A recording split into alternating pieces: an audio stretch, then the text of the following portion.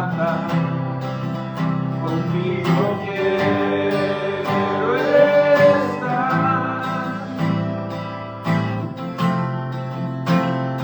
Amén, me oíste, me viniste a rescatar, contigo quiero estar.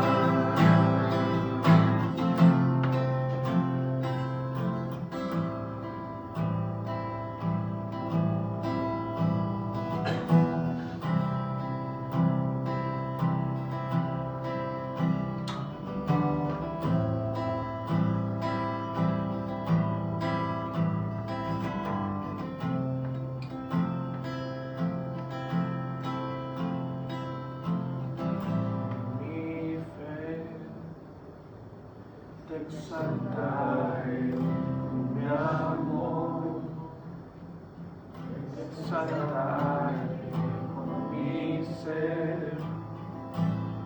te exaltaré.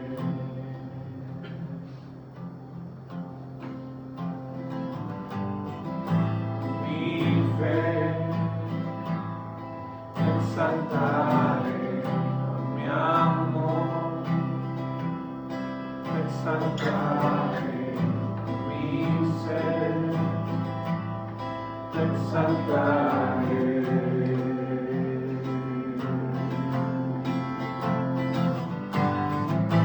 Mi fe,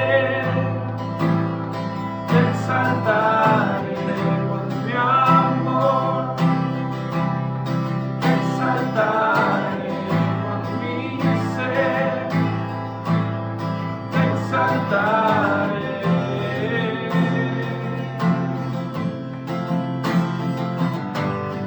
Con mi fe, te exaltaré con mi amor, te exaltaré con mi ser, te exaltaré.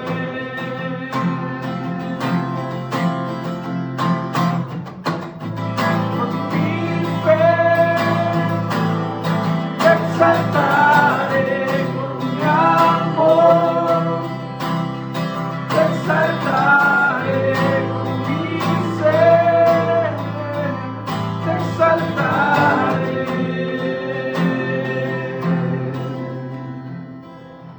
Clamé, me oíste, me viniste a rescatar, contigo quiero estar. Clamé, me oíste,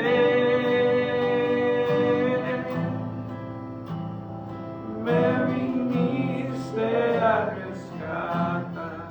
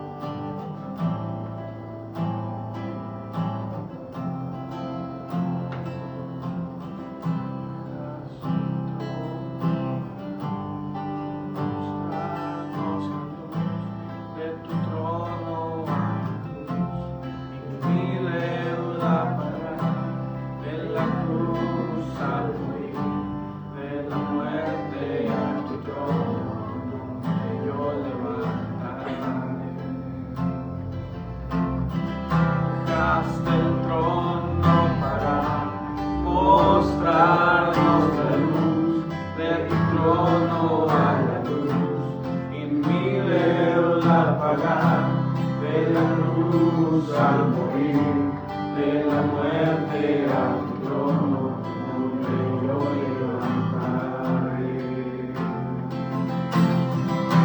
dejaste el trono para mostrarnos la luz de tu trono a la cruz y mi deuda pagar, de la cruz a morir, de la muerte a tu trono, donde yo levantaré.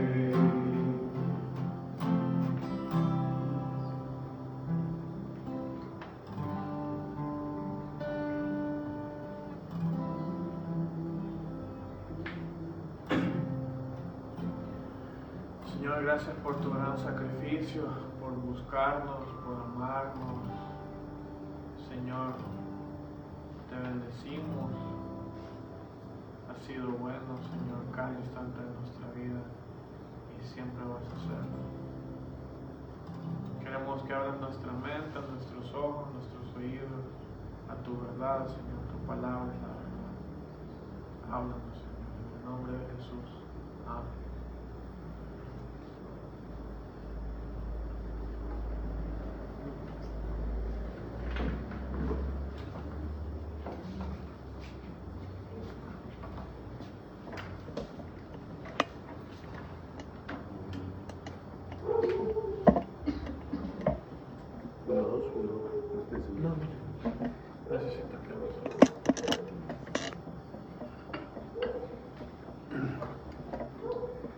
Buenas noches, hermanos. Que el Señor pueda en esta noche bendecirnos. Hemos estado los miércoles siguiendo todos los libros de la Biblia, tratando de ir sacando un pequeño panorama y sacando principios de vida. A veces los leemos o mencionamos y alguna vez, la mayoría de veces, hay libros que quizás no los leemos o no los tenemos como interés porque no son muy comunes, los hemos leído o se leen en nuestros púlpitos. Hemos estado viendo desde Génesis y hemos llegado el miércoles pasado, hablamos sobre jueces.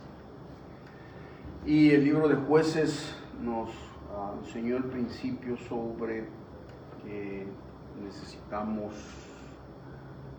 la obediencia a Dios para poder, que nadie puede dirigir su vida por sus propias directrices, porque el versículo clave del libro de Jueces tenía que ver con lo que dice, lo repite 3-4 veces en el libro. En aquel tiempo Israel no tenía rey y cada quien hacía lo que bien le parecía.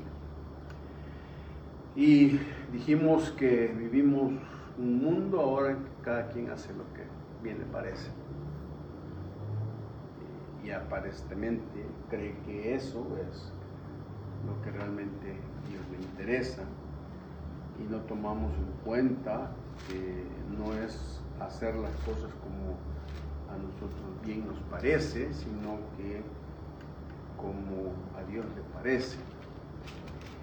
Y en medio de esa incertidumbre, de ese ambiente del libro de los Jueces, el libro que vamos a estudiar hoy es el libro de Ruth. Y el libro de Ruth es un libro que se da precisamente en el tiempo de los jueces. Históricamente hablando, la historia de Ruth es un libro que se da básicamente, precisamente en el tiempo en el que se suponía que cada quien vivía como le daba la gana. Pero el libro va a demostrar que siempre hay excepciones, que aún en medio de un mundo en el que estamos viviendo de relativismo moral, todavía hay personas que van a seguir principios, que se puede vivir con principios en medio donde la frase es todo el mundo lo hace, ¿verdad? Todo el mundo lo hace, cada quien debe hacer lo que le dé la gana, nadie puede meterse en la vida de otros. Y este libro es bien interesante porque es uno de los 2 libros en la Biblia que están escritos por mujeres. Históricamente sí se habla que los autores de estos 2 libros son las mismas protagonistas, tanto Ruth como Esther. Y viene a ser una enseñanza muy interesante porque Dios también tiene en su revelación darle la oportunidad de escuchar la voz de la mujer, la narración de cómo mira las historias de Dios y cómo tiene Dios la oportunidad de darle el privilegio de que sus testimonios permanezcan en la Escritura por la eternidad. Eso es una gran enseñanza y por lo menos es una muestra del que el corazón de Dios, que la mujer está en el corazón de Dios. A veces, paradójicamente, cuando hay estudios de mujeres y se hacen libros para mujeres, se basan solo básicamente en Ruth y Esther. Y aunque el testimonio de la mujer está ahí dentro de la Escritura, en realidad el libro de Ruth va más allá de un ministerio para una mujer, sino que tiene que ver con mucho más amplio con respecto a lo que Dios quiere con su gente.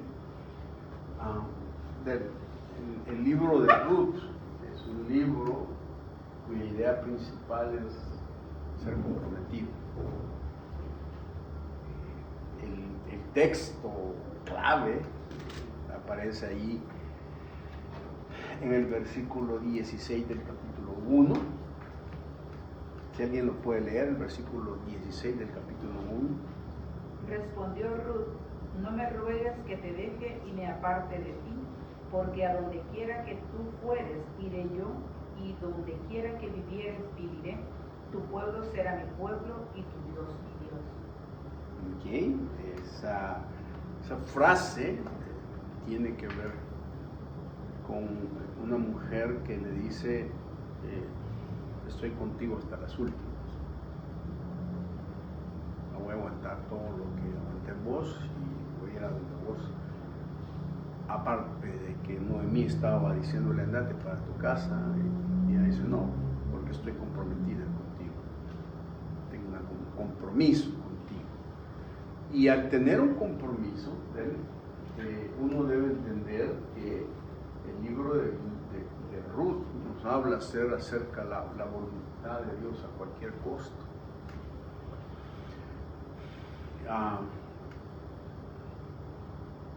Nosotros decimos que queremos hacer la voluntad de Dios, pero cuando las cosas se nos ponen difíciles, ya es otra cosa, ¿no? Cuando ya no vemos que las cosas sean que nos agradan o que nos favorecen, como que tenemos la tendencia a ir para atrás. Un primo mío tenía un carrito cuando estábamos chiquitos en San Vicente, que se lo habían traído de los estados. Eran novedosos esos carros eléctricos de batería, y el carro era interesante porque corría, y cuando topaba con la pared el carro se daba vuelta y se regresaba, hacía como un giro, se daba vuelta, iba para atrás de regreso. Y a veces me he puesto a pensar que muchos cristianos son así, es decir, caminan, pero cuando topan con el obstáculo, en lugar de permanecer y seguir, dan la vuelta y retroceden.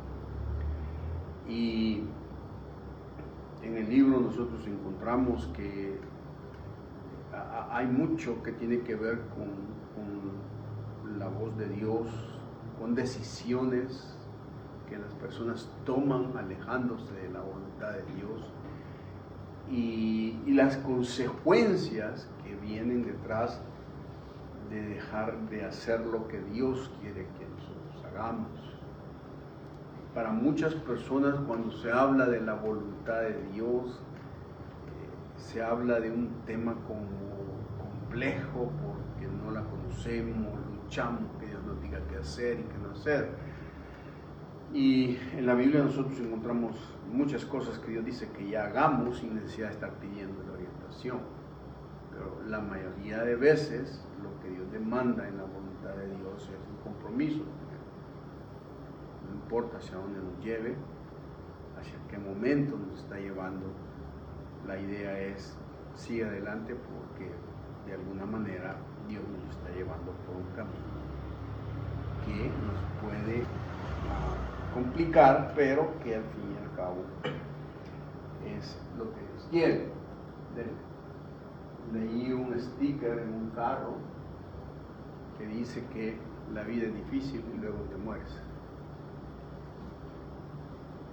¿Qué piensan ustedes de esa frase, hermano?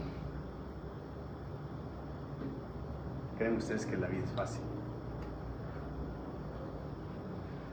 Podremos tener algunos tiempos de bonanza, de ¿cómo se llama?, de comodidades, tiempos en los cuales no tenemos problemas.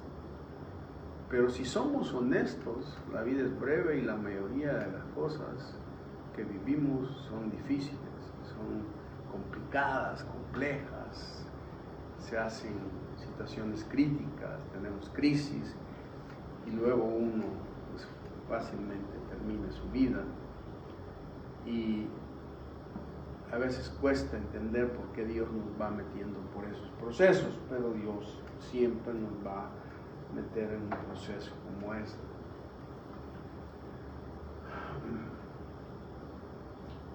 El libro se puede enfocar desde 4 aspectos. El libro de Ruth tiene por lo menos 4 lentes, 4 perspectivas. Primero, se puede enfocar históricamente. Es un libro, como les decía, que se da en el tiempo de los jueces, en donde todo el mundo anda disparado haciendo lo que quiere y encontramos a una mujer que hace lo que Dios quiere. Históricamente se puede dar toda una perspectiva. Es la historia, es bien interesante porque la historia de Ruth es la historia de una mujer gentil que se casa con un judío o que tiene una relación con un judío. Y Esther es al revés, es la historia de una judía que tiene una relación con un gentil, es el rey.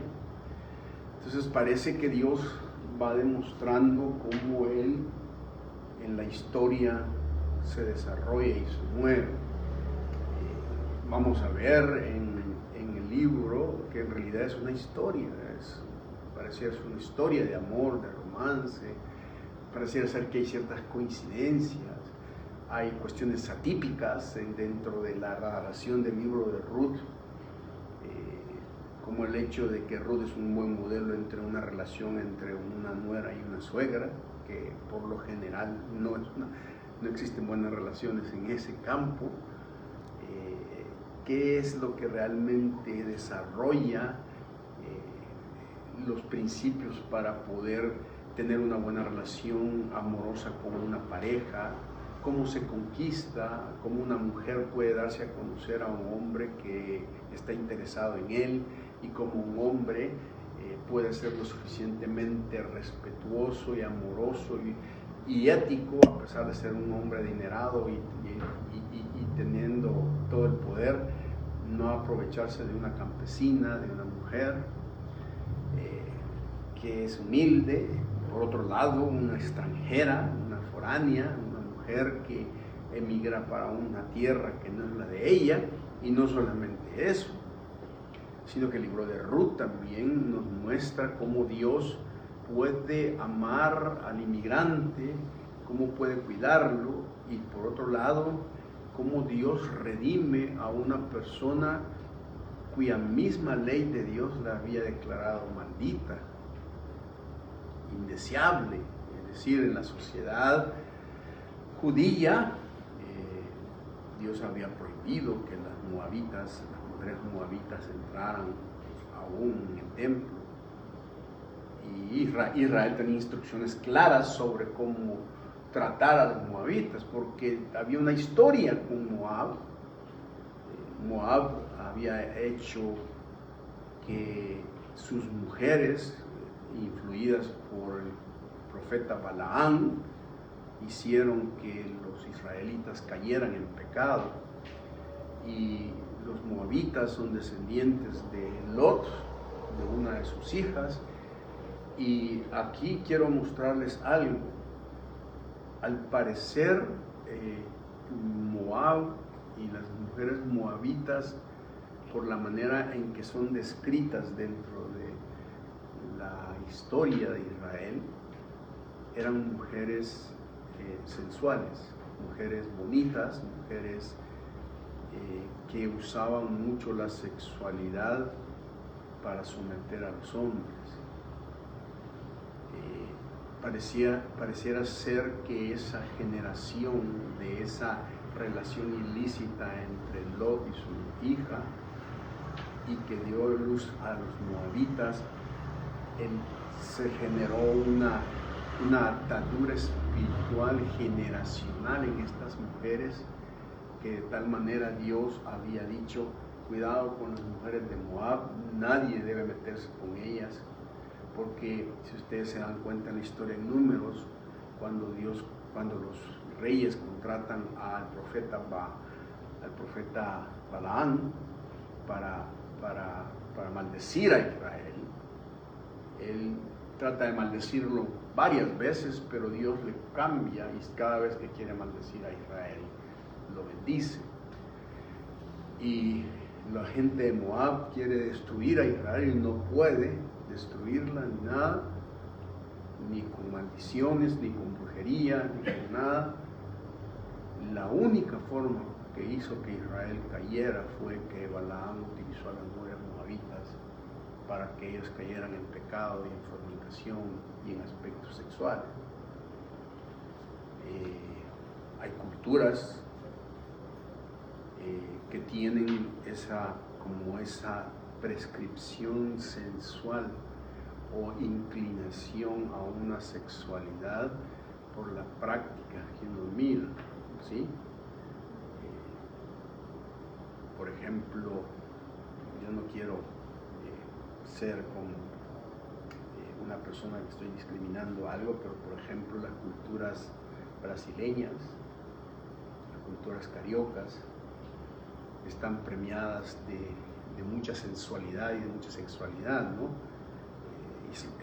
Brasil es famoso por su carnaval, que es un carnaval dedicado a la promiscuidad, a la sexualidad, sus playas nudistas, y hay muchas otras partes donde hay culturas como que hacen que se perpetúen ese tipo de aspectos sensuales en las mujeres. Entonces, Ruth es una mujer atípica, es una mujer que tiene un trasfondo cultural de ese tipo. Sin embargo, es una mujer piadosa, es una mujer que se da cuenta que tener una relación con Dios, con el Jehová de Noemí, es una relación de compromiso serio, y podemos ver a una mujer que tiene muchos principios. Entonces, históricamente hay mucho que ver en la historia de Ruth, y muchas cosas se están dando dentro de ese contexto. También se puede ver proféticamente, porque Ruth al final se convierte en la historia profética, en un ancestro del Mesías, se convierte en una ancestra de David, ¿verdad? Y creo que su bisabuela o su abuela, la abuela de David, y es una moabita, ¿no? Incluso cuando aparece en la genealogía, en los libros del Nuevo Testamento, Ruth aparece, como parte de la genealogía de la ascensión del Mesías. Dios utilizando a una mujer en la profecía, diciendo de esta mujer vienen todavía las raíces, los códigos genéticos, el ADN que tuvo Jesús dentro de su contexto humano, dentro de su contexto como persona. 3.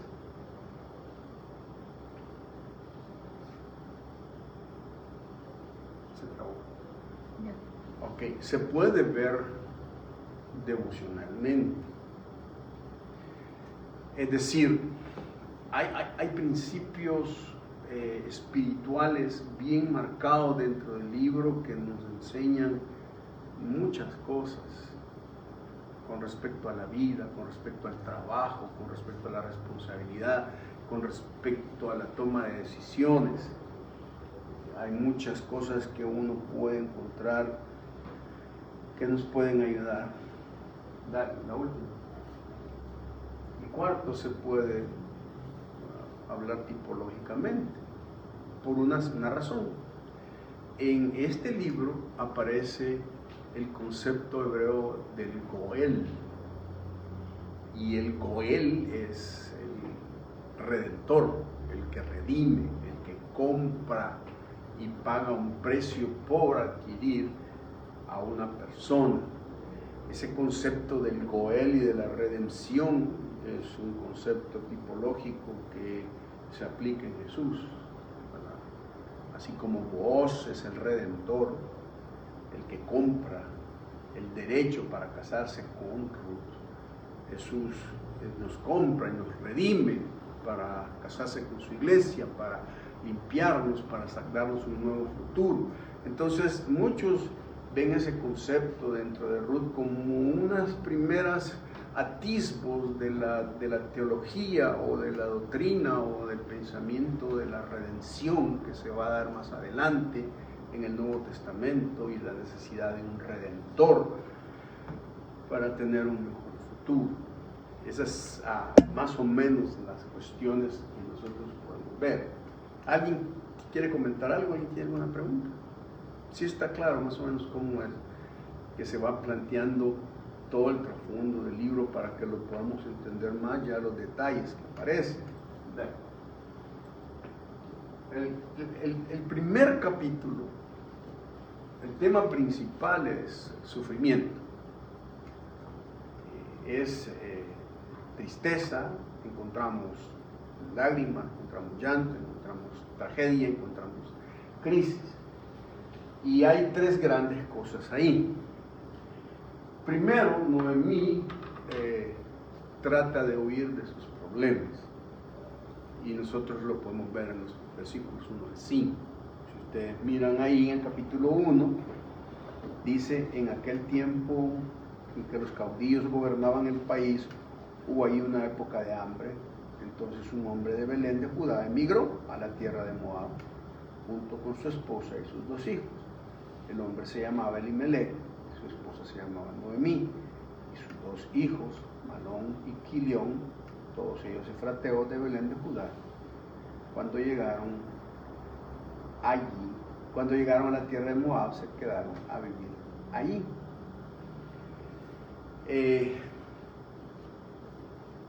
Fíjense que hay una cosa que me pareció bien interesante. El tema dice, Belén, o el lugar donde ellos vivían, está en crisis económica, ¿no? Dice que hubo tiempo de hambre. Entonces, este hombre que sale, Elimelech, cuyo nombre significa Dios es mi rey, porque Eli es Dios y Melech es rey, decide que la mejor manera de enfrentar su crisis económica es emigrar, ¿sí? Es irse, es alejarse, irse a otro lugar. Ahora fíjense una cosa,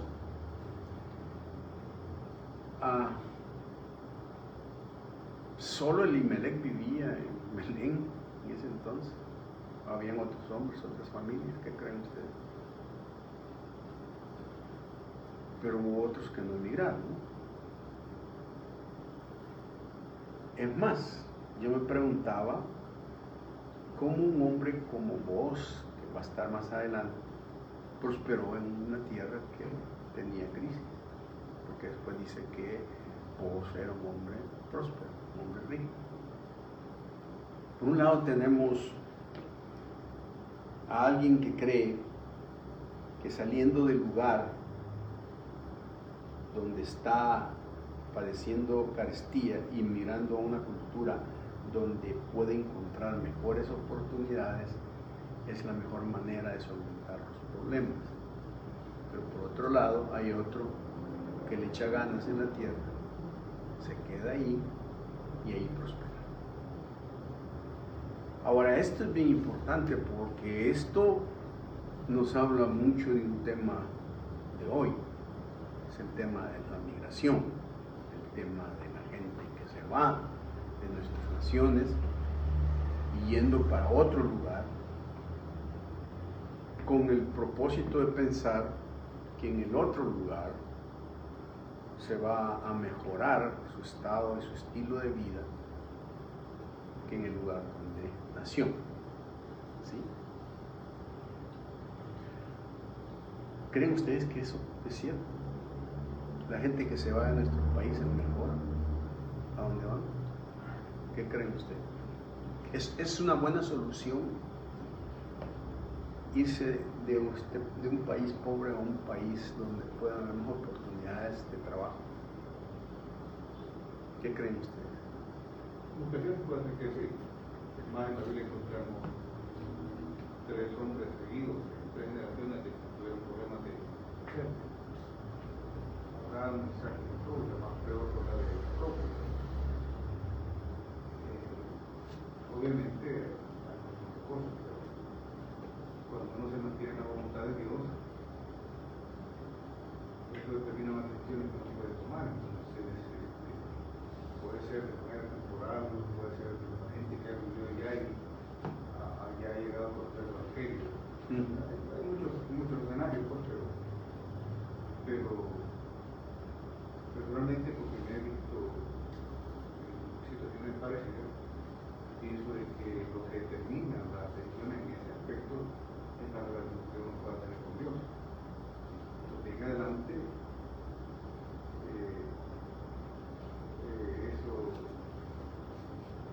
eso trae la cercanía, la autoridad. Ok, gracias. ¿Alguien más quiere comentar algo? ¿Qué piensan? Por ejemplo, quizás el principio básico es el hecho de que hay muchas personas que piensan, sobre todo en nuestros contextos latinos, que por ejemplo, si estudian fuera del país, es un mejor estudio que el que pueden tener aquí. Y que pueden tener más oportunidades y más éxito tener un estudio fuera de un país que de este país. ¿Qué piensan? Depende, porque hay muchos currículums de universidades extranjeras que dejan mucho que desear, por más el prestigio que tiene aquí decir estudiar afuera, ¿verdad? Por ejemplo, yo estaba revisando maestrías, que a uno le dan la maestría básicamente solo por pagar, que son cosas que yo ya vi en la carrera, que no vas a profundizar mucho, pero ya solo con decir, hice esta maestría en este lugar, Stanford, ya ¿no? tienen el prestigio de, y uno ve los profesionales de allá y dejan mucho que desear respecto a los de acá. Entonces, es más el prestigio que le damos nosotros a lo que la base que tienen. Es obvio que pueden haber ciertos avances en el conocimiento, en la medicina o en otras cosas. Yo por lo menos siempre he pensado en el campo de la teología y del estudio teológico. Creo que para nosotros los latinos es mejor estudiar teología dentro del contexto latino y no no dentro de Europa o los Estados Unidos, porque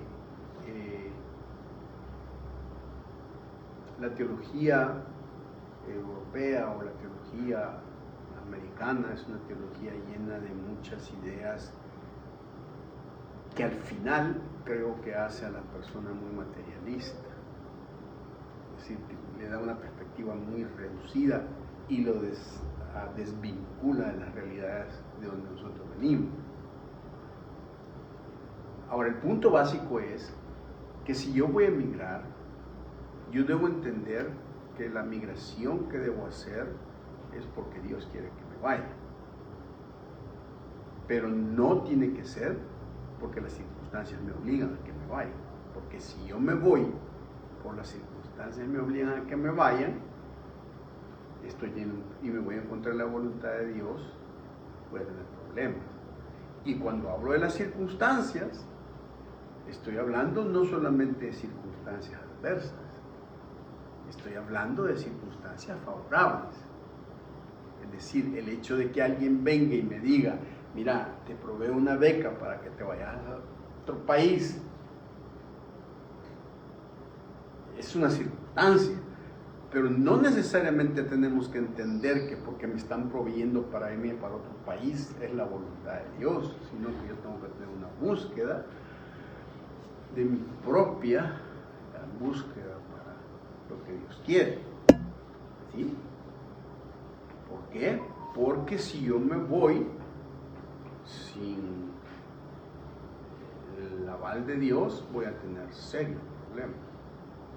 Ahora, observen esto.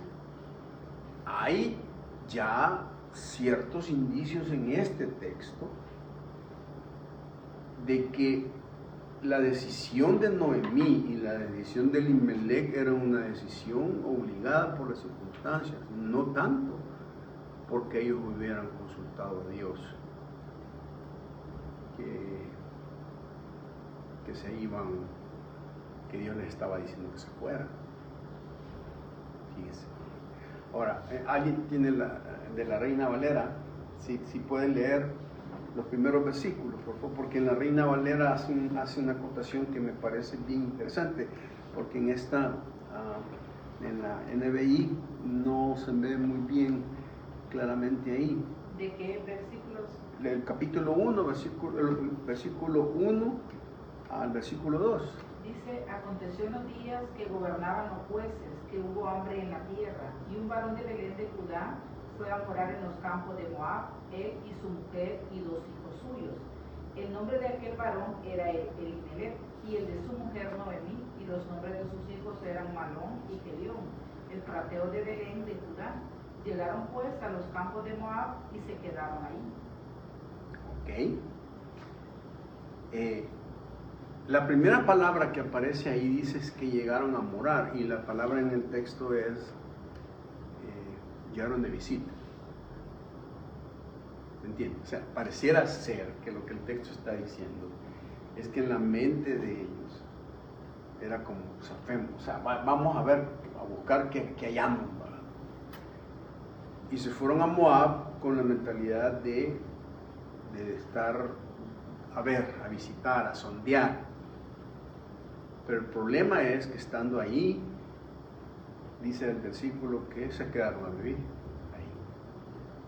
O sea, la idea es, fueron y se quedaron a vivir y dijeron, bueno, quedémonos aquí. Ahora recuerden esto, recuerden que la ley en Deuteronomio y la ley que Dios había dado, les había dicho a los israelitas que Moab era un lugar que estaba vedado, que era peligroso y que el israelita, según Deuteronomio 23, no podía mezclarse ni juntarse con los moabitas. O sea, hay una clara indicación ahí, ¿no? Es decir, estás con una clara indicación de que Dios te dice, mira, ahí vas a tener problemas porque yo dije que no.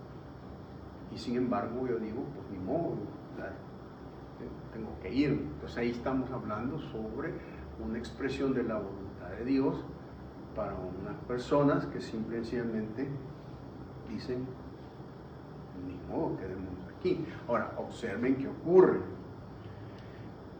Dice el versículo ahí, versículo 3, pero murió Elimelech, esposo de Noemí, y ella se quedó sola con sus 2 hijos. ¿Se fijan? Elimelech ya no regresó a su tierra y murió en Moab. Ahora, eso le complicó la vida a Noemí.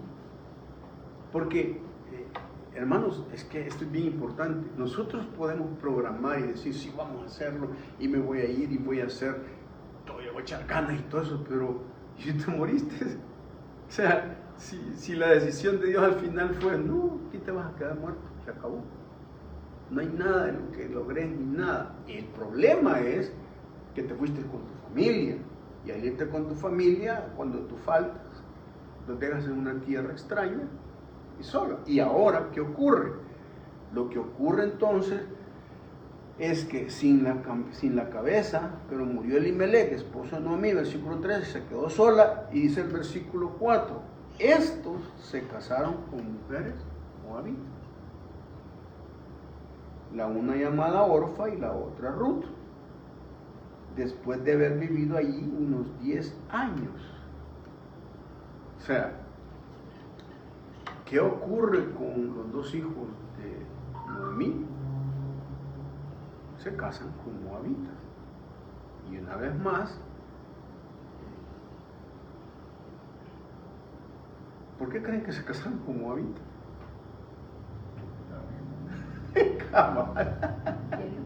Porque estaban en Moab. ¿Me entiendes? Estaban en Moab, ahí tenían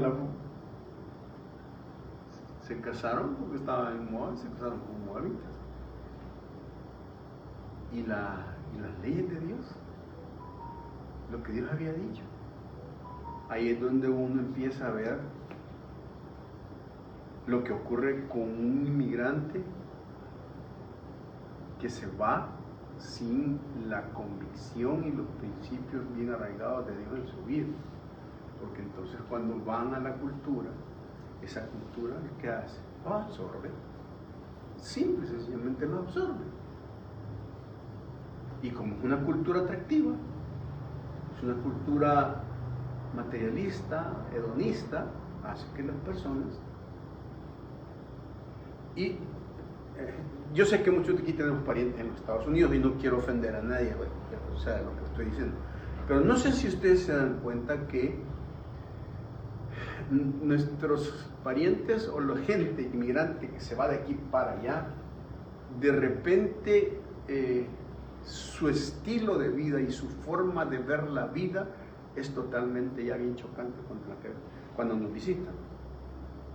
¿Sí? O sea, tienen, ya su perspectiva es otra cosa.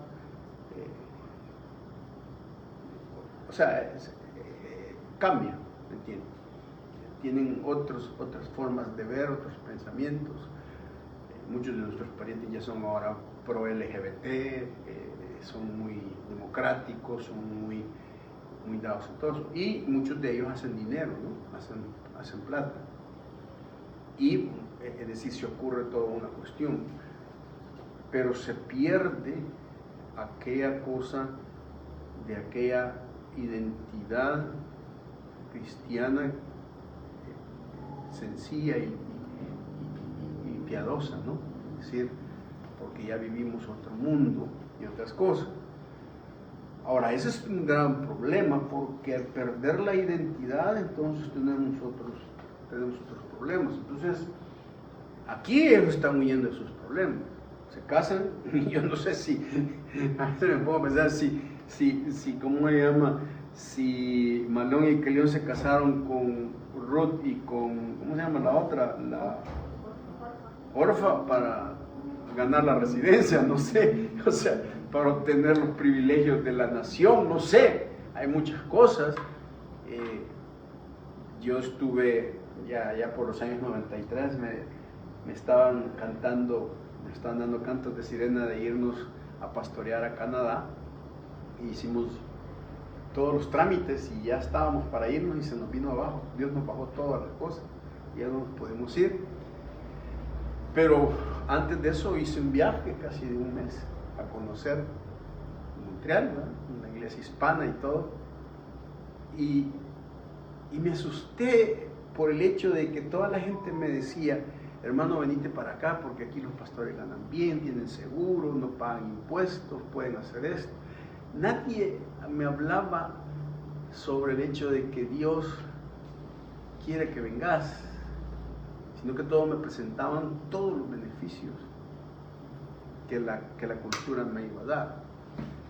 Y de repente encontré hermanitos que vivían del gobierno, ¿sí? Del welfare, o sea, vivían de lo que les daban, pero trabajaban. Declaraban otros hijos para que les dieran ayuda. Y cuando les preguntaba: hermanos, ¿por qué hacen eso? Y la idea era: no, pues aquí todo el mundo lo hace, ¿no? La cuestión es sacarle plata al gobierno. Entonces la pregunta es: ¿qué es lo que realmente hicieron esta gente? Ahora observe que dice el versículo que se casan, pero después de haber vivido ahí, se mueren los dos hijos. Se muere el papá y se mueren los dos hijos. Y se quedan tres mujeres solas. ¿Ustedes creen que eso es coincidencia, no? ¿Ustedes creen que es... O sea, ¿qué está pasando en la vida de esta gente? ¿Qué está ocurriendo? ¿Cuál es la mano de Dios con respecto a pensar al oír de tus problemas y decir: no, me voy a meter en esto, voy a hacer esto y aquello y lo otro?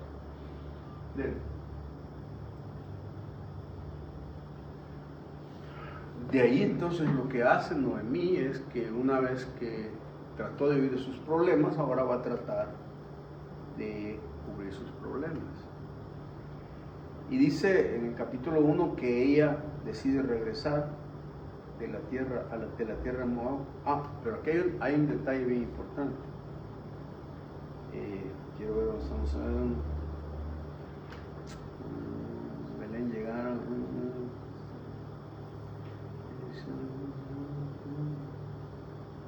¿Dónde dice? Es que cambié de versión y ya no la tengo aquí. Que Dios había visitado, porque oyó que Dios había visitado Belén. En el 6. Sí, ok. Esa es gracia. Noemí decidió regresar de la tierra de Moab con sus dos nueras, porque ahí se enteró de que el Señor había acudido en ayuda a su pueblo al proveerle alimento. Ahora, esto es bien triste, ¿saben por qué?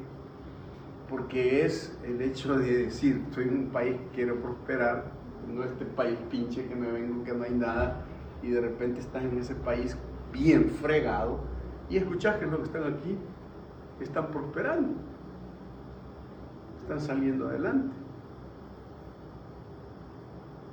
Y es que así actúa Dios. Todos nosotros tuvimos la oportunidad de irnos, no. Han habido tiempos en este país en que las mismas circunstancias nos hubieran hecho pensar. Bueno, mucha gente se fue en los tiempos de la guerra, en los tiempos de todo eso, pero ¿por qué algunos nos quedamos? ¿Por qué no se fueron ustedes, hermanos, a vivir a los Estados Unidos? ¿Alguien me puede decir? Cuando eran los tiempos más yuca que teníamos. Hoy se supone que todos están viniendo de regreso al Edén, ¿verdad? Pero en esos tiempos, mire, yo conocí pastores que inventaron historias de que los andaban persiguiendo para que los agarraran de refugiados en Canadá y en Estados Unidos, y era mentira. Conocí un pastor que vivía en un condominio, era como un centro comercialito, y abajo había locales y arriba vivía él. Y ahí abajo había, no sé qué había, como una venta de qué, y los guerrilleros le pusieron una bomba a ese local.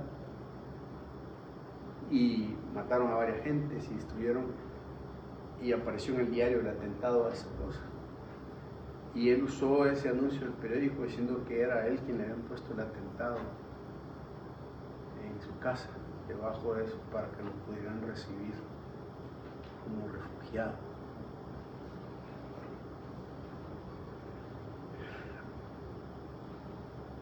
Hermanos, Dios nos puede prosperar en cualquier lugar. Hermano Sonia. Nosotros nos pasó una situación bien interesante. Cuando Benjamín se fue año y medio para Estados Unidos, se presentó la oportunidad de que nos fuéramos nosotros, ¿verdad? Porque a él, la persona con la que trabajaba allá, le proveyó de un apartamento y pues le dijo de que nos podíamos ir. Pero, exacto, entonces yo nunca he sentido, desde que ellos iban a nacer, pudieron haber nacido allá, porque toda mi familia prácticamente vive allá, pero nunca sentí del Señor irme. Yo creo que sentí como el temor de que vivir en ese tipo de ambientes que, pues, yo sentí miedo por mis hijos, ¿verdad? Pero cuando él se fue y que le ofrecieron esa empresa, ese apartamento y todo, no fue casualidad, yo tenía mi visa vigente, pero a Josué y a Valeria se le venció su visa. Entonces sentí como que fue la persona con la que Benjamín trabajaba le ofreció que se lo llevaran, que se los iba a llevar a alguien ilegales. Entonces, y le ofreció como $20,000 creo, para que nos lo llevaran. Pero yo dije, no, esto es que el Señor de verdad no quiere que nos vayamos, porque obviamente yo no iba a permitir que mis hijos se fueran así, ¿verdad? Cuando él vino y todo, él perdió la visa, pues, porque estuvo año y medio allá. Fuimos a la embajada, le dieron la visa a ellos dos, sin tener ni trabajo aquí, ni visa. Entonces yo sentí que era, de verdad, la respuesta de Dios, porque yo en ningún momento sentí como el deseo de irme, pues. Entonces yo sentí que era la respuesta de Dios. Ahora, eso es un tema bien... Uno cae mal, ¿no? Por eso, pero... Hermanos, no creo que sea la voluntad de Dios que alguien se vaya ilegal a los Estados Unidos. Todo que diga, no, si es que hay gente que le pide a uno que ore hasta para que puedan pasar, ¿ve? Que los coyotes lo lleven bien y todo eso. Para que se seque el río Grande y que naden bien. Es decir, si uno va con lo que Dios quiere, Dios lo lleva, ¿no? Y si no, no, pues. Pero ¿por qué voy yo a romper las leyes y creer que Dios realmente es el que quiere que haga eso? ¿Sí, la hermano? verdad, pastor, que la historia de las personas en el entorno donde nosotros fuimos, gracias a Dios mi suegra fue en una época donde se podía, ¿verdad? Pero llegamos a la iglesia Manantial de Amor, muchas historias, pastor, y de gente familiar de mi esposo que son bien duras, son sumamente duras, todo lo que pasaron, todo lo que han luchado, lo que han vivido.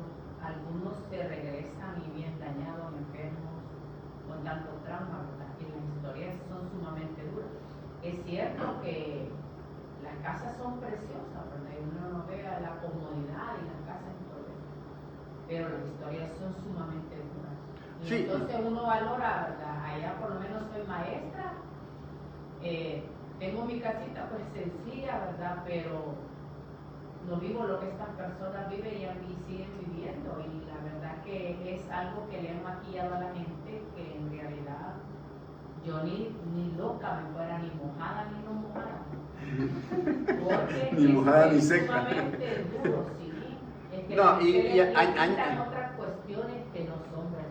Y añadan el hecho de que, es demás, siempre hay discriminación.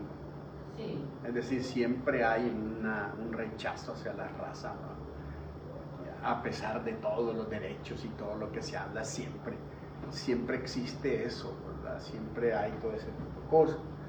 Ahora, fíjense que hay una cosa interesante, porque dice que el versículo 6, que Noemí decide regresar, salió pues con sus dos nueras del lugar donde había vivido y juntas emprendieron el camino que les llevaría hasta la tierra de Judá.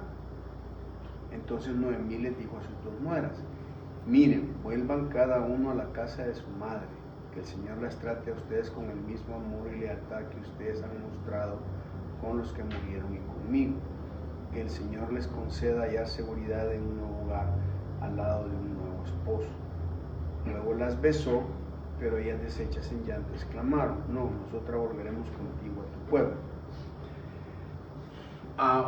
Una pregunta: ¿por qué creen ustedes que Noemí no quiere llevarse a las dos mujeres?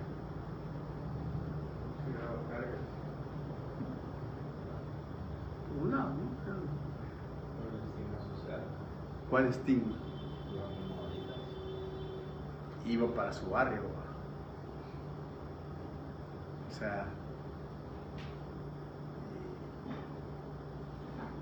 mejor llego sola y no mal acompañada, porque si no, bueno, de hecho aún así que llega, se dan cuenta que la sociedad a la que llega la critica, ¿no? Es decir, pareciera ser que Noemí está diciendo: mejor cierro todo esto y me voy solita y termino todo el capítulo aquí y me dejo. Ahora, una cosa que es bien triste en esto es que Noemí les habla del Señor y que el Señor las prospere y que esto y lo otro, y sin embargo las está dejando en el lugar pagano, en lugar de llevarse al lugar donde podían conocer más a Dios, donde podían crecer más espiritualmente, donde podían encontrar otros valores que les ayudaran a estas mujeres.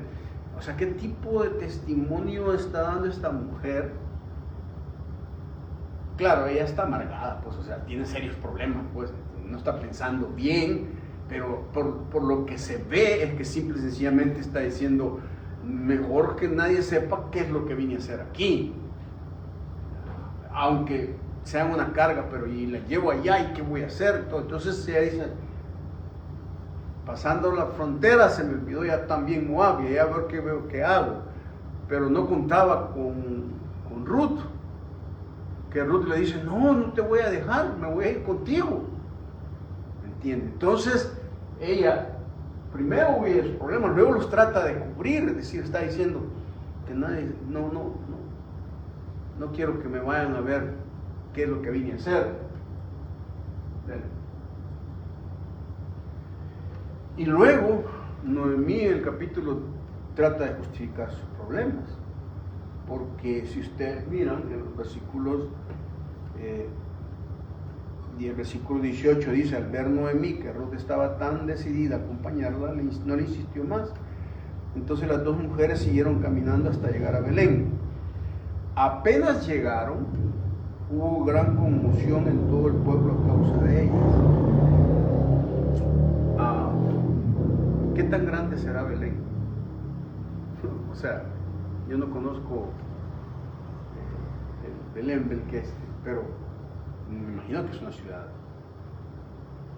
No es una ciudad tan pequeñita, pues, que digamos. Lo que me ¿cómo se llama? Me pone inquieto es por qué hay conmoción en todo el pueblo cuando entra Noemí.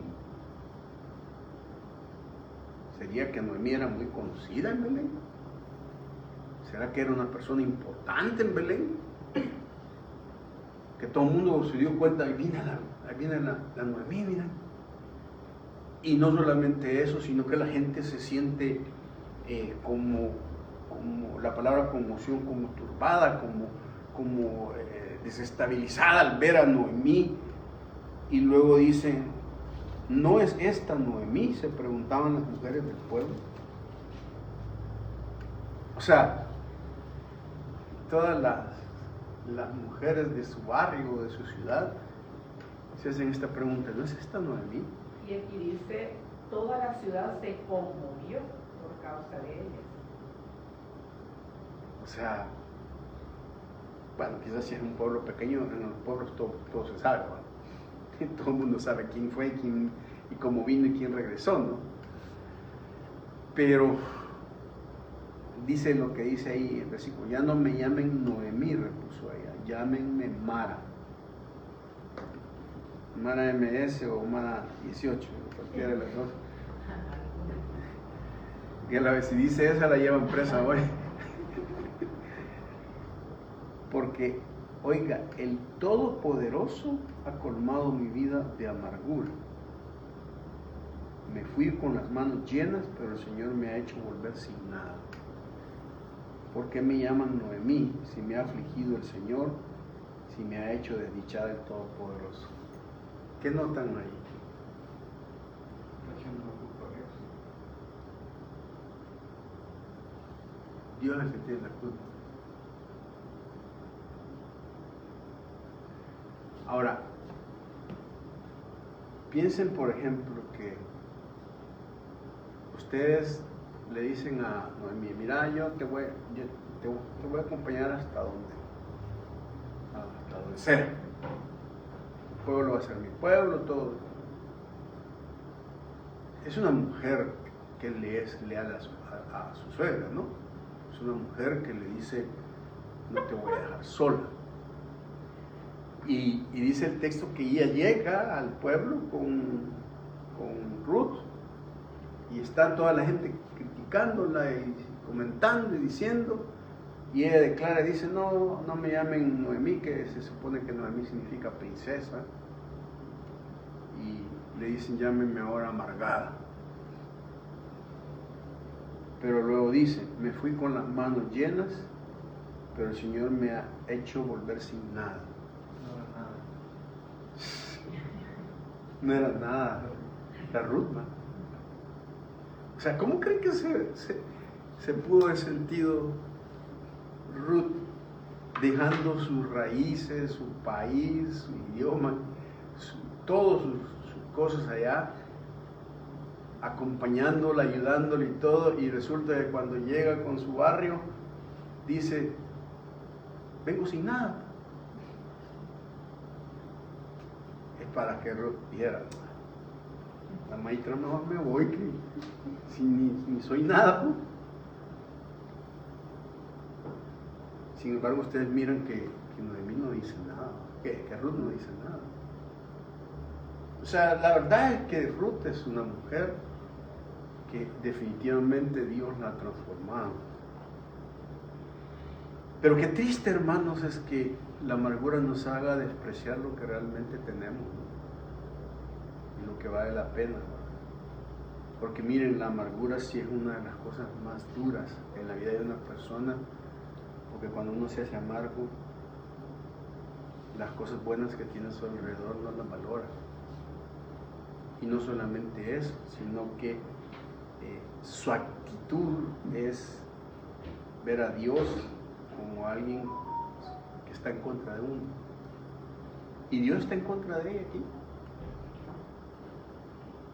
Dios la está llevando a una mejor cosa. Pero siempre alguien tiene que tener la culpa, ¿no? Y al final, quien tiene la culpa aquí es Dios. Dios me hizo esto, Dios me ha hecho aquello, y Dios es esto. Y la amargura, hermanos, es algo que es una raíz espiritual que el enemigo utiliza mucho para que simple y sencillamente no disfrutemos. Y amargarse es bien fácil, por las cosas que le han pasado, por las cosas que no tiene, por las cosas que ha perdido, por las cosas que le han dolido, por las cosas que no entiende, por las cosas que Dios hace. Es bien fácil amargarse en nuestras vidas. Bueno, el capítulo 1 habla de sufrimiento. Noemí trata de huir de sus problemas, Noemí trata de cubrir sus problemas, Noemí justifica sus problemas. Todo lo que me ha pasado sido porque Dios me lo ha hecho. No tengo culpa yo. Que hay que tener mucho cuidado de cuando nosotros vemos lo que sufrimos, no hacer el mismo proceso de Noemí, ¿no? Es decir, huir de lo que están pasando, o cubrirlo, o simple y sencillamente justificar nuestro problema. Del capítulo 2. El capítulo 2, entonces ya empezamos a ver un crecimiento, el procedimiento de Dios. Ya vamos a terminar, no vamos a terminar el libro, lo vamos a seguir el siguiente miércoles, no se preocupen. El capítulo 2 habla ya de que hay otra historia, es decir, que, bueno, ya llegaron, ya se adaptaron, y dice en versículo 22, así fue del capítulo 1, así fue como Noemí volvió de la tierra de Moab acompañada por su nuera, Ruth la moabita. Cuando llegaron a Belén, comenzaba la cosecha de cebada. Versículo 1, Noemí tenía por parte de su esposo un pariente que se llamaba Booz. Era un hombre rico e influyente de la familia de Elimelec. Y sucedió que Ruth moabita le dijo a Noemí, permíteme ir al campo. Mira aquí. Aquella termina con un discurso de amargura. No tengo nada, vengo vacía, no tengo expectativas, no tengo esperanzas, no puedo darte un hijo a vos, estoy acabado totalmente. Y de repente el capítulo 2 empieza a narrar cosas que ella tiene que no se ha dado cuenta y que Dios las tiene reservadas para ella. Pero la va a tener que hacer crecer en ese momento. Por ejemplo, ella no sabe que tiene un pariente de Elimelec, su esposo, Booz, que era un hombre rico, un hombre que tenía recursos. Es decir, alguien que vivía ahí. Ella simple y sencillamente dice, ya no tengo nada. Pero Dios ha reservado a un pariente con mucho dinero, y que por cierto, para mí Booz es quizás uno de los pocos modelos que encuentro en la Biblia de un hombre rico con un corazón noble, con un corazón por la gente, por la necesidad, por el trato a sus empleados, por la manera en que los trata. Es uno de los pocos que he encontrado como modelo y como ejemplo. Pero por otro lado, dice el versículo 2, y sucedió. Noten esa frase. La expresión y sucedió significa que Dios está moviendo los hilos históricos, está moviendo los hilos del momento, las decisiones, los tiempos. Dice, y sucedió que Ruth la moabita le dijo, permíteme ir al campo a recoger las espigas que vaya dejando a alguien a quien yo le caiga bien. Anda, hija mía, le respondió su suegra. Ruth salió y comenzó a recoger espigas en el campo detrás de los segadores y dio, vea esa frase, la casualidad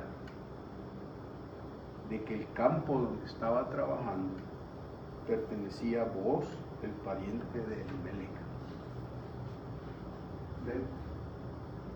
La primera cosa que Ruth hace, dice, bueno,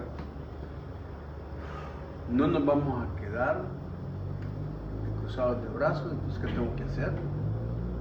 Voy a chambear, tengo que echar ganas, tenemos que salir adelante y no estamos ya lamiendo las heridas y todo. Entonces le dice, mira, Ruth conocía bien la ley ya, y esa es una obra de que, esa es una evidencia de que ella era una estudiosa de esa ley, porque la ley decía que la diferencia entre un segador y un cosechador era que la ley decía que cuando los que iban cosechando los campos, y iban cogiendo todo eso, de repente en el momento en que iban cosechando iban botando, o sea, les iban cayendo, pues.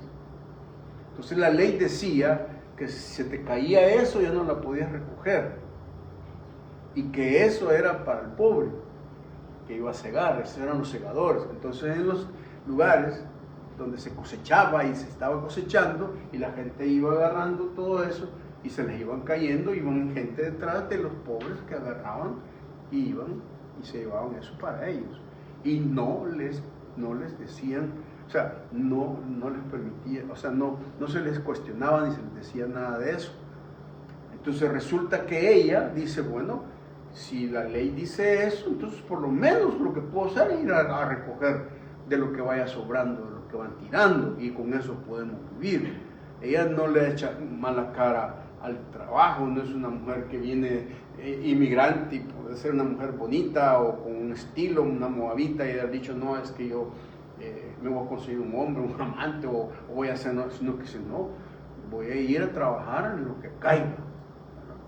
Es una mujer que le echa ganas y toma una acción, pero que es una acción relacionada con el plan de Dios, con la fe.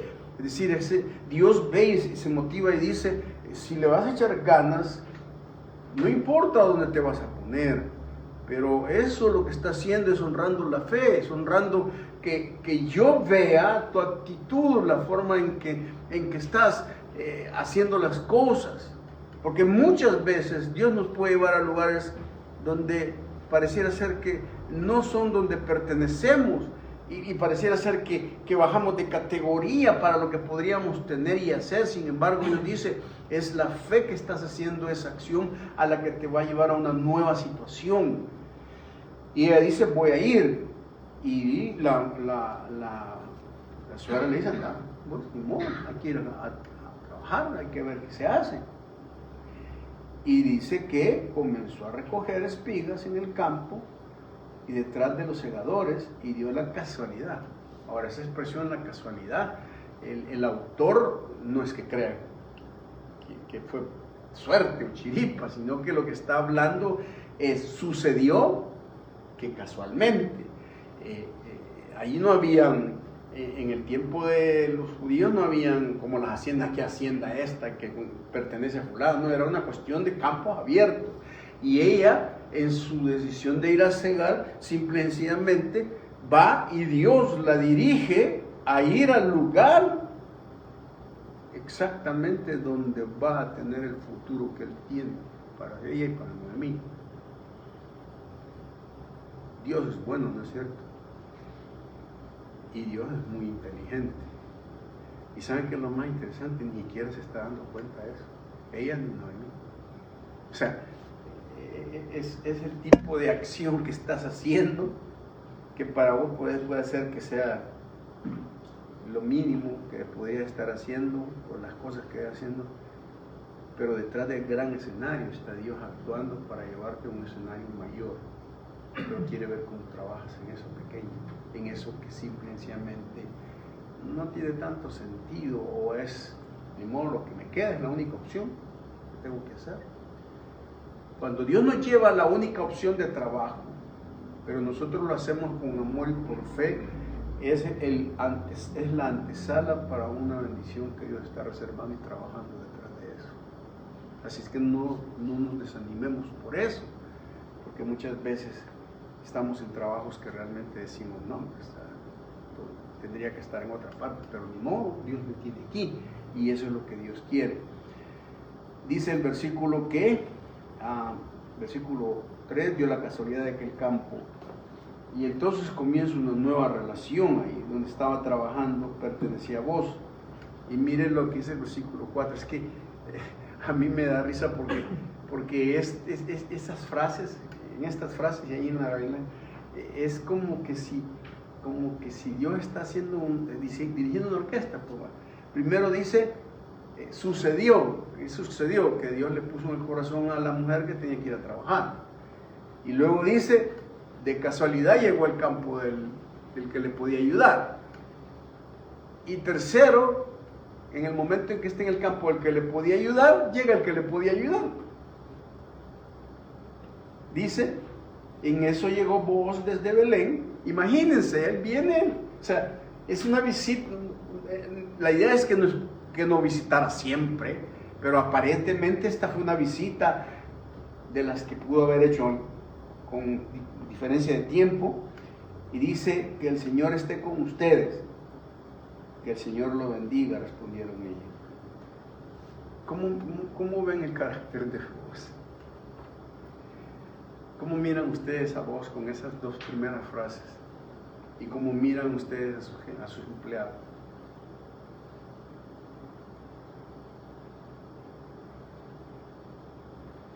Este fue el mismo caso de Elimelech, su familia de inverso. Pero ya en el plan de Dios. cuando se dice que los padres son misteriosos, siempre porque no entendemos a Dios y en ese momento nadie entendía nada de lo que estaba haciendo. Entonces, cuando los personajes hablan ahí, se nota que vos tenías una influencia bien o una relación bien cercana con Dios, lo que le permitía realmente proyectar la regla, la palabra a los demás. Entonces, ese temor, la beneficiaria directa en ese momento fue Ruth. Así es. Ahora fíjense ustedes, ya, no sé, bueno, yo he trabajado con tantas instituciones cristianas y no cristianas, pero la mayoría de veces que he visto a los jefes cuando llegan a hablar con alguien de sus empleados, nunca llegan, que Dios te bendiga, llegan, mira qué pasó con tal cosa, mira qué hiciste, y esto, o sea, ya llegan con un aspecto meramente, algunos ni saludan, ¿sí? Solo llaman, y tienen esa actitud de que soy tu jefe, pero soy tu dueño, y puedo hacer y decirte lo que quiera. Pero aquí encontramos un hombre que lo primero que le dice a su gente, a sus empleados, es: el Señor esté con ustedes. Y los empleados no dicen: este maestro, el padero solo dicen las cosas, pero ahí dice que es cristiano, pero no, sino que la respuesta de ellos es: que el Señor lo bendiga. Y, o sea, ese vínculo. Y luego dice: ¿de quién es esa joven?, preguntó Booz al capataz de sus segadores. Dice el versículo: es una joven moabita que volvió de la mara, ya lo sabe todo. O sea, ya conocen toda la historia de estos cuates. Dice: es una joven moabita que volvió de la tierra de Moab con Noemí. Le contestó el capataz: ella me rogó que la dejara recoger espigas de entre las gavillas detrás de los segadores. No ha dejado de trabajar desde esta mañana que entró en el campo hasta ahora que ha venido a descansar un rato en el cobertizo.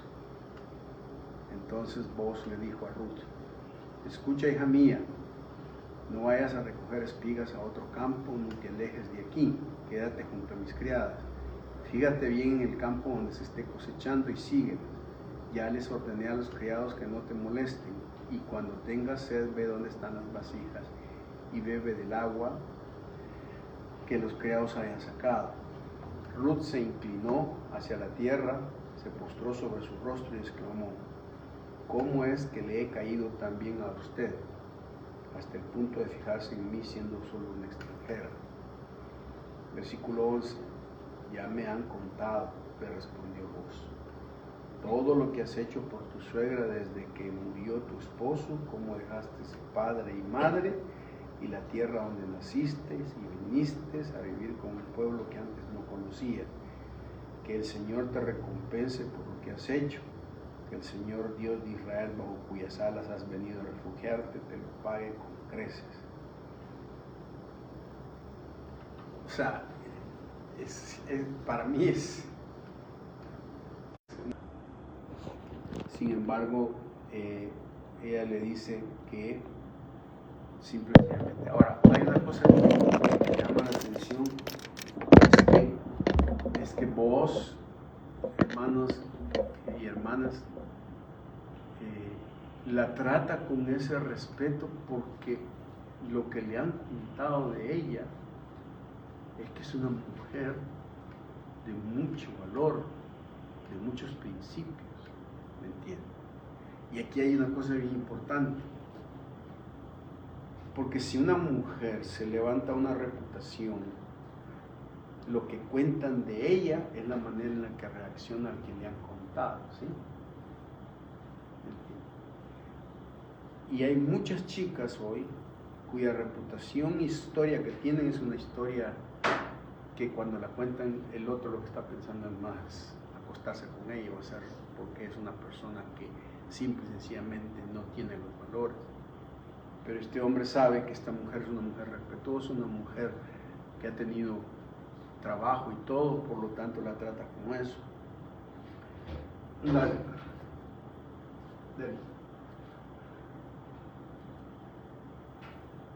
Y al final uno se da cuenta que Ruth llega, se ve con él a la hora de comer, dice el versículo 14, le da de comer y luego le da atenciones y le dice a la gente que le ayuden, pero luego en el versículo 17 dice del capítulo 2, así que recogió espigas en el campo hasta el atardecer, luego desgranó la cebada que había recogido, la cual pesó más de 20 kilos. O sea, se regresa con casi 50 libras, ¿no?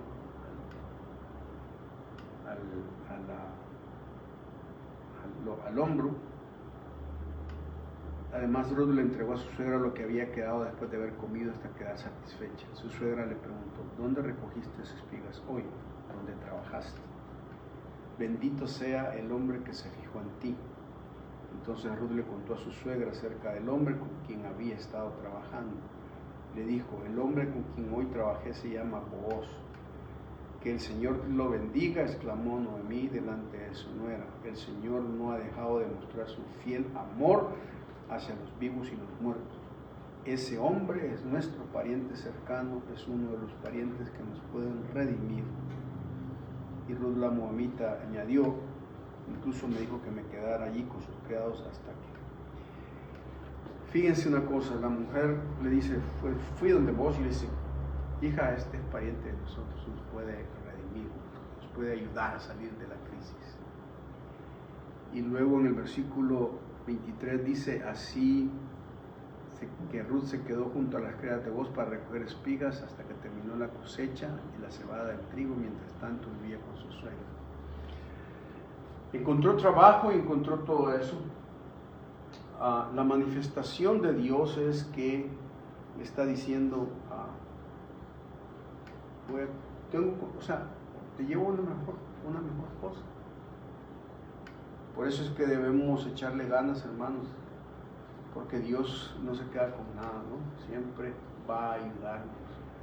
Y es bien importante entender, hermanos, que vale la pena realmente serle fiel a Dios y estar comprometido con Él, porque Él siempre nos va a sacar, a pesar de que muchas veces ni siquiera vemos. Y nos ayuda en nuestros errores, ¿no? Dios puede enderezar lo torcido que hay en nuestras casas cuando menos lo pensamos. Ok, vamos a orar. Padre, queremos pedirte en esta noche que nos ayudes a ser fieles. Perdónanos, Señor, porque a veces la amargura nos quita las bendiciones, Señor. Oro porque nuestro corazón sea sanado de cualquier amargura, de cualquier tristeza, de cualquier cosa que nos esté el enemigo utilizando para quitarnos la alegría y el gozo de los planes que tienes. Redime, Señor, nuestras vidas, redímelas a cada uno de nosotros. Trae un mejor futuro, Señor. Te doy gracias, Señor, en esta noche, en el nombre de Jesús. Amén. Vamos a recoger.